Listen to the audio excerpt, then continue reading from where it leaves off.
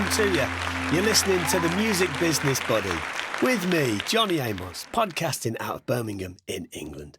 I'm the author of the book, The Music Business for Music Creators, available in hardback, paperback, ebook format. I'm also a music creator with credits on a variety of major and indie labels as a writer-producer. I'm a senior lecturer in both music business and music creation.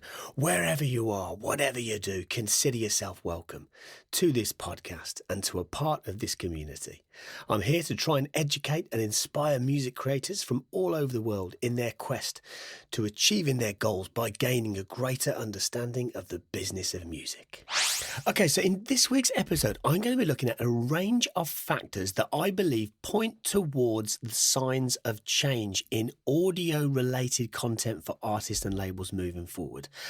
What does that really mean? Okay, I'm going to be looking at the role of live audio, the boom in artist audio books, which I think is very much ahead of us. We're going to be looking at technology acquisitions and also the goals of the major label groups. Now, I'm going to put all that together and build a projection and a prediction of what I think is ahead for artists. Okay, so let's just start off with this. Over the past decade, Spotify have acquired a range of kind of technology-based companies and technology startups that have a strong focus on machine-based learning. Now, when they acquired those companies, they were able to kind of pave the way to create what I believe is the most advanced form of music recommendation system that we've ever seen.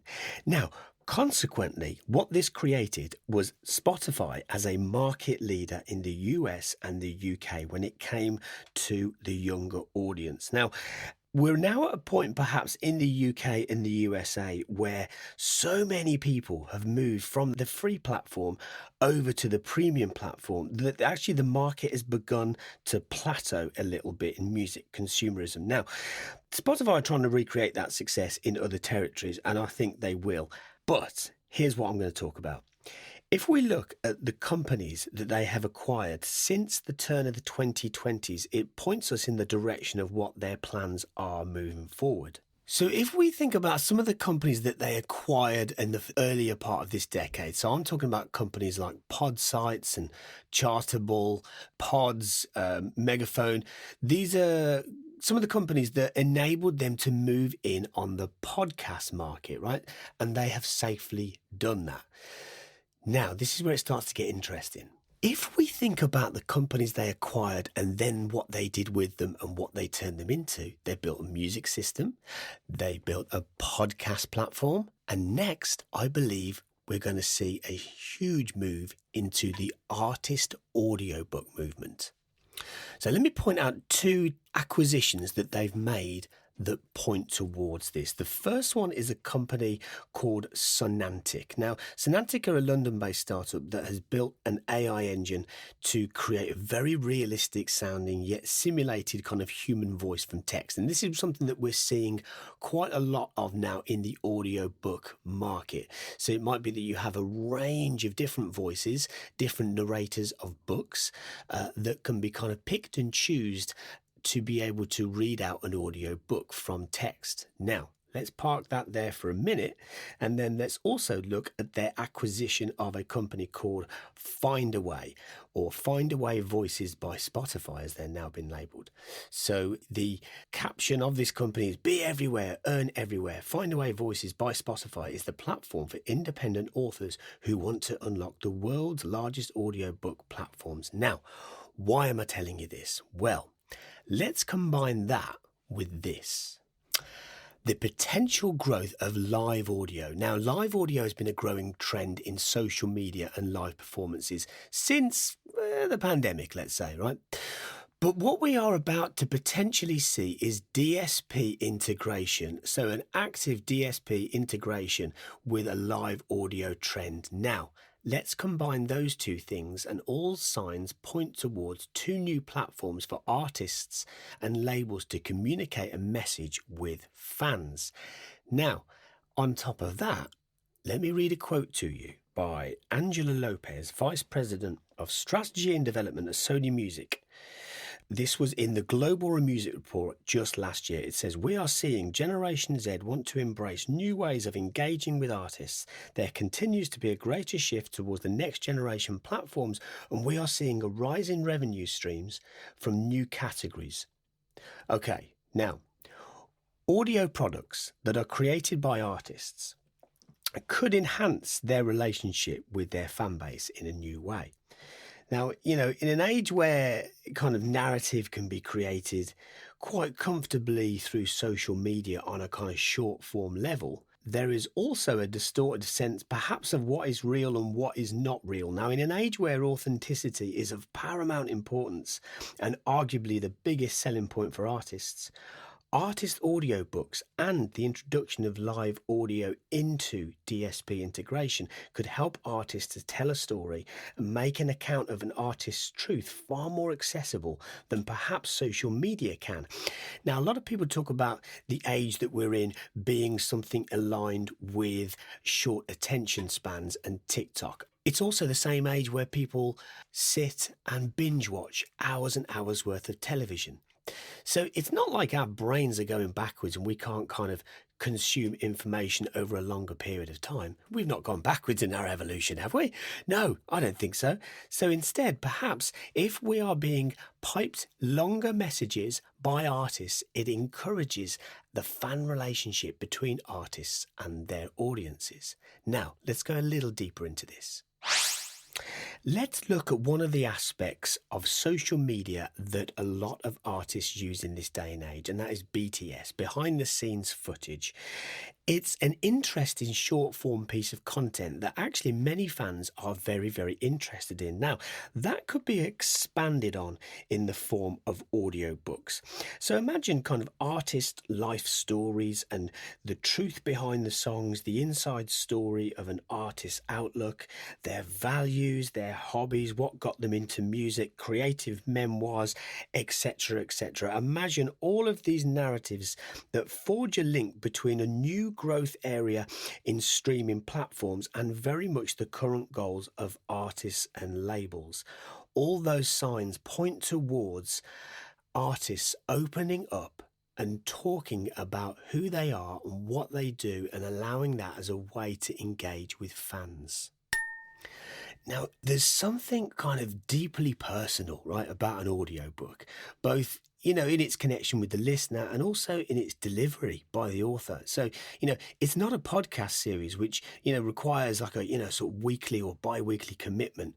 It's a documentation of an era, right, in the same way as a music product is, So if it's narrated by an artist with a flair for kind of, storytelling, it will surely be quite gladly received by a fan base who crave that sincerity, that relationship with the artist. Now, clips of kind of, stripped back versions of songs coupled with stories would make for a very compelling sense of enjoyment for a lot of music fans.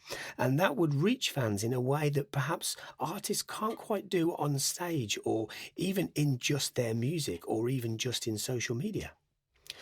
Now, we have digital packages, right? Music's very visual now, isn't it? So we have digital packages that are released by artists. But perhaps one of the things that is missing in the current era of things is the liner notes that came with albums that kind of had like an insight as to who played on what or how this song came about or what the song means to people. Maybe if there were an audiobook which actually accompanies the release of an album, it would entice fans to engage with that album even more than they already had.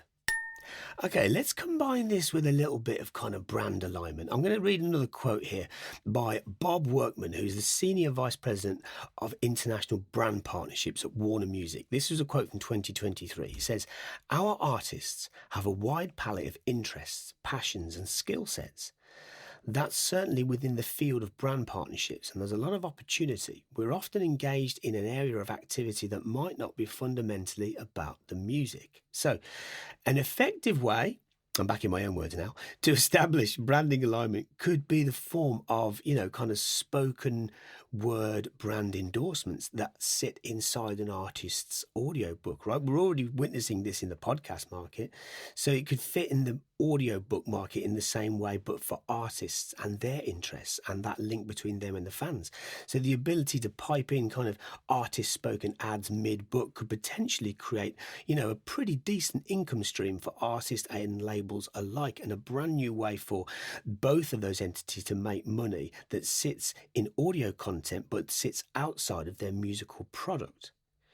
Now, the audiobook concept also allows artists to explore their views in a greater depth than perhaps even in their songs.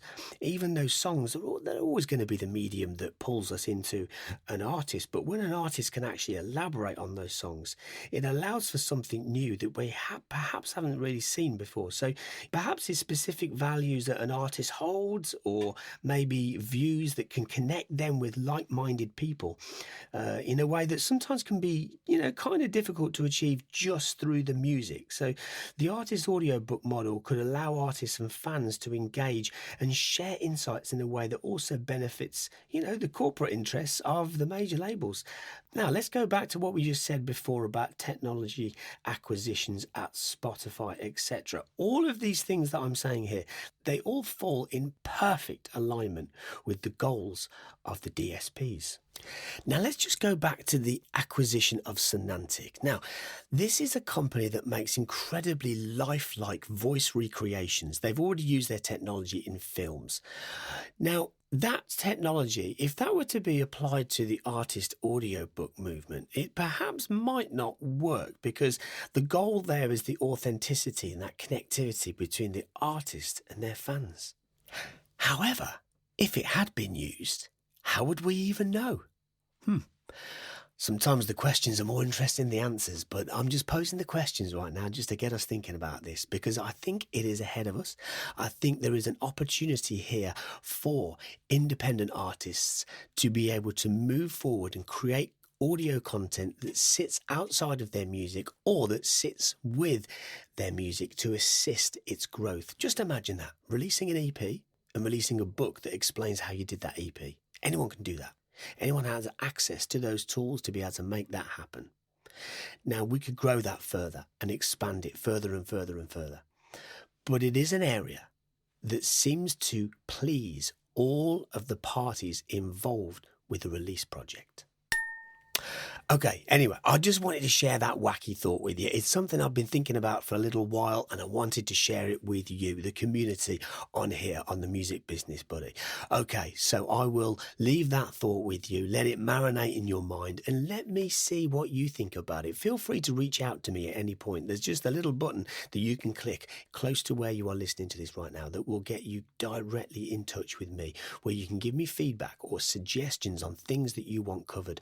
Don't forget to rate the podcast and all that kind of stuff.